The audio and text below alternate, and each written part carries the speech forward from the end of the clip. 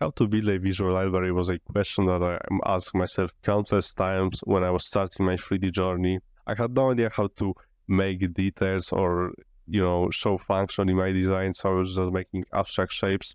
But after a few months of trial and error, I feel like figured it out. I was making more still abstract designs, but there was some function to them. And nowadays, I'm not scared at all of function. It's function is kind of a form if you think about it. Because if you see this button, is it function or is it form? It's kind of both, if we would say so. So what you want to do is gather a lot of reference. You might use Pinterest, Flickr, Tumblr, or whatever is to your liking. I will be showing you how I use Pinterest and how it really helped me. And even to this day, it helps me. And I will tell you some drawbacks to it because it's not perfect tool, but it's really good at getting the job done. First off, with your practice, you want to do a lot of short studies. I did from form studies, and it's from Ben Bolton, the name or whatever the concept you want to call it, and it's short design practice, which focuses on, as name suggests, a form aspect of the design process. And the functionality that doesn't have to be touched or shown, but after a while you just do function because it's easy anchor point to show more form. That would be it probably for this section, except for this. This is some kind of a random thing I just made. And you have to know that the process of learning is a lot of practice, a constant feedback that you want to get from your mentor. Constantly mean like once a week, once a month, you don't want to, message someone every day. How did I do this? How did I do that? It's not about that. There are some tutorials, although I feel like tutorials aren't that mandatory. You should get your feet into the door with the design and modeling or drawing, but you don't need to do like course after course. Just do your thing, do art for yourself. So before I explain to you how I use Pinterest, and I think you should use too because it's a really powerful tool, I will advise you to get three things. First is PureRef. It's really great to make those folders or references. I have so many of pins on my boards that, it's hard to find one specific image you have in mind. So it's really important to save them. I can even show you my main PureRef library, and it's just this thing. There's a lot, but there's not too much. It just some guns, some aircrafts, and if I need some inspiration with forms, I have this form to study board, and I just get like some weird forms from this. It's free, it's great, get it. I think every artist should use that. Then the next thing you want to get is Save Pinterest button. It's a Chrome extension. I think Firefox should have that too. And last thing is some image downloader, because if you are on Instagram, it's really hard to copy or just save those images on your PC because they block it for some reason, and that's kind of annoying. So get that, and you will be able to just go to the panel and download everything you want. So let me guide you really quickly through Pinterest. There's this homepage where you have tons of images. Then there's your profile where you have your boards. I would advise you to make as few boards as you can. I have, some older ones, some newer ones, but I mostly use like 5 or 6. They're really useful because you don't have to go through all of this, and you have nice catalog of your references. Okay, so how to find a cool stuff on Pinterest? First one would be directly saving reference. Let's say I really like this scope, so I will save it to my hard surface library, and that's first one. Second one would be you save this scope, but this code might be not so interesting, so you just save it, and there's a lot of stuff that is more like that in this section is really cool. So maybe this thing is really cool. So I would be creating like this cross section, maybe not cross section, but crossroads, something like that.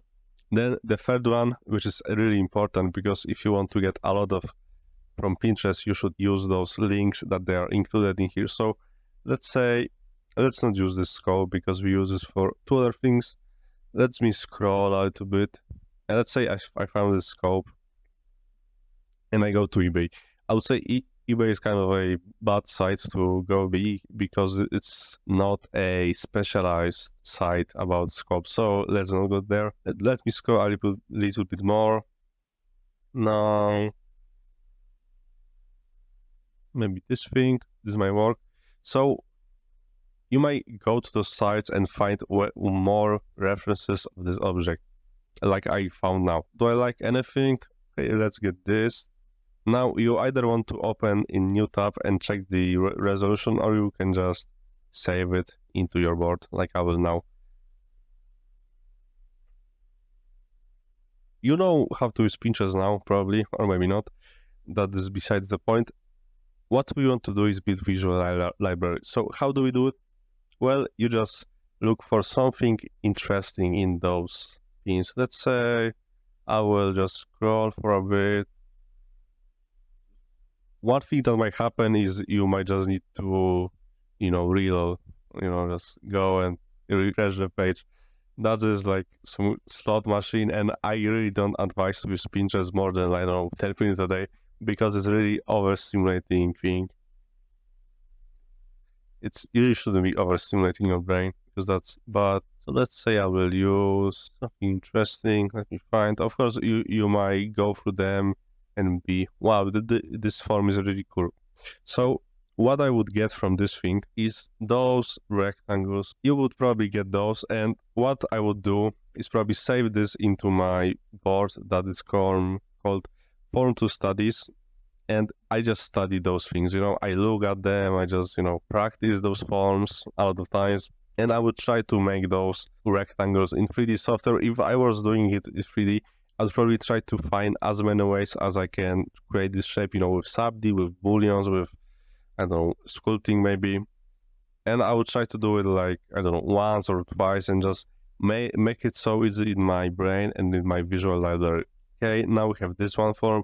The next thing I would probably do is more practice. It's all down to practice, You just want to practice and practice. And when you will be starting out, you will probably be saving a lot. And I recommend to specialize with your, what's called, with your pins. So you don't say like this girl, then this mouse. Because for me, right now, my Pinterest is really like all over the place, because there's some painting thingy, some animal with stuff. So I would need to clean it up. And how do we do it? You can either just save more stuff that you like. We just specialize like those hard surface stuff that I like those vehicles or, phones. Or you could go to your settings. I think it's right here, and you go to customize the news or something like that, and you can just delete stuff like this. Yeah, so the thing is, it will show you things that you look at or things that you like saved. So there's a lot of stuff that I look at that I don't like this ref. So let's get rid of that, this thing, and let me work on it for a bit, and I will be coming back to you and show you how it looks different. Okay, I just did it for like, I don't know, 1 minute, and as you can see, my board is much more cleaner, and the topic of those pins is much more cohesive, or whatever that word is. There's a lot more industrial stuff, and that, it was really easy. There's no more drawing tutorials. So I feel like you really want to specialize in pin boards or whatever it is for a them. This is nice, I will say that. And again, if you want to use Tumblr, so I'm going off the tangent, you can always just go to follow up, this follow up technique or whatever you want to call it, and you just follow this Tumblr. If you have Tumblr, I have no idea how to follow them. What I was talking about is you want to specialize your Pinterest for a while, because you want to like exhaust the topic, because if you have things all over the place, you will be getting a lot of generic results, and you don't want that. You want unique references that give you the highest like inspiration from them. And this is the bad point that I want to point out about Pinterest, is that everyone sees the same thing as you, so it's not like amazing unique reference. Although if you do follow-ups, it's quite unique, I would say. You can get a lot of unique stuff. And why I don't use Flickr or Tumblr? Well, because I had no luck with them. I used Tumblr for a while, but I just don't like how it works. It's not to say that it's bad, it doesn't vibe with me, to say. Another thing that I'll touch with Pinterest section is that go and follow a lot of cool people. I like those RVG guys. I have no idea what this stands for. Don't ask me. And I like this guy. I just call him Zero Zerf. I have no idea what his real name is. And if you just go to his save section, he has a lot of cool pins that you can just go and steal, you know. Here I am making those studies. I took some kind of reference that I find interesting, like this. I think it's key to some car or whatever. It doesn't matter. The function doesn't matter. We are focusing mostly on form. In this one, at least I am. Of course, you can study materials, you can paint them, you can 3D model them. You can do whatever you want, honestly. It doesn't matter. You don't have to be restraining yourself just to forms.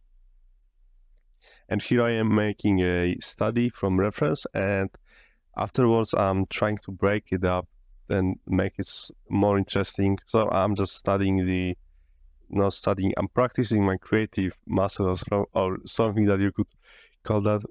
And you don't have to do those if you are more experienced, I would say, because I don't do them in 3D because I feel like I'm proficient enough to not do those every day.